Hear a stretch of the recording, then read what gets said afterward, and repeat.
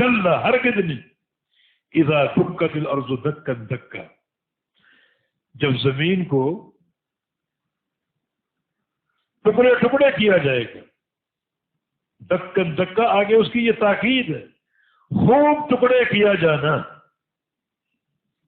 دکت فعل مجہول مؤنث، کیونکہ الارض جو ہے یہ مؤنث سماعی ہے، اس میں تانیث کی ظاہری علامت نہیں ہے.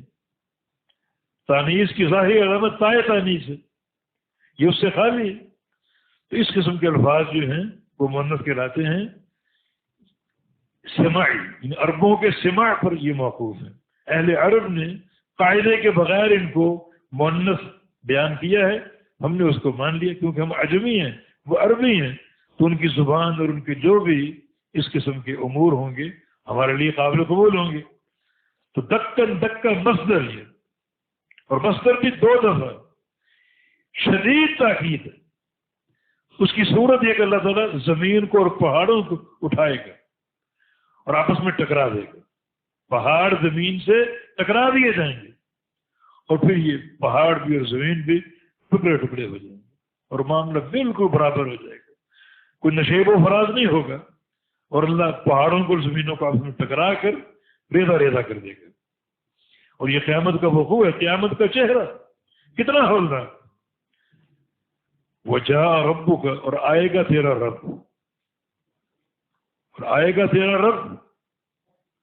کب آئے گا اور کیوں آئے گا؟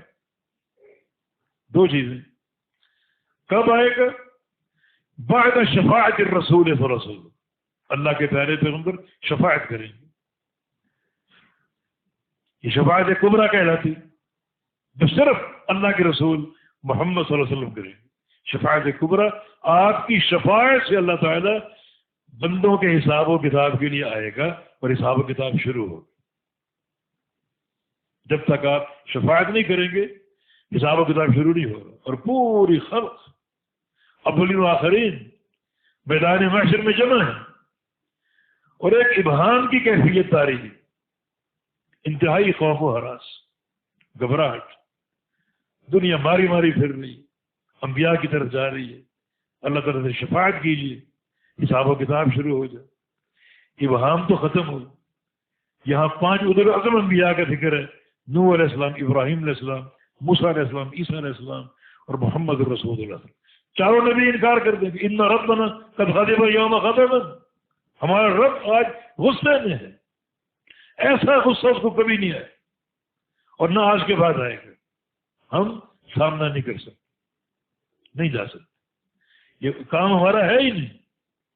بالآخر محمد صلی اللہ علیہ وسلم پاس جائیں گے اور آپ فرمائیں گے ہاں اللہ تعالیٰ نے یہ کام مجھے سونپا.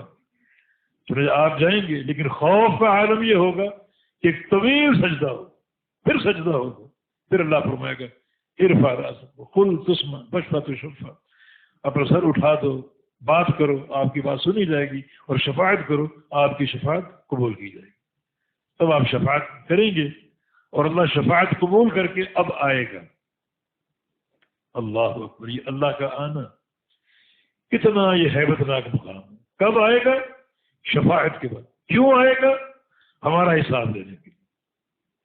اس آیت کریمہ پر اگر ہم توقف اختیار کریں، بیٹھ کے سوچیں، تو یہ حصول تقویٰ کے لیے، اللہ تعالیٰ کا خوف پیدا کرنے کے لیے یہ عظیم آیت کریمہ. اللہ کا آنا کب آنا؟ شفاعت کے بعد، جب پوری خلق پر ایک گھبراہٹ کا عالم طاری ہوگا. اور غور کرو کیوں آئے گا؟ ہم سب کا حساب لینے کی. پوری زندگی کی رپورٹ اللہ تعالیٰ کے سامنے پیش ہوگی. ہر چیز وہ جانتا ہے اور اللہ اس کے مطابق بدلہ دے گا.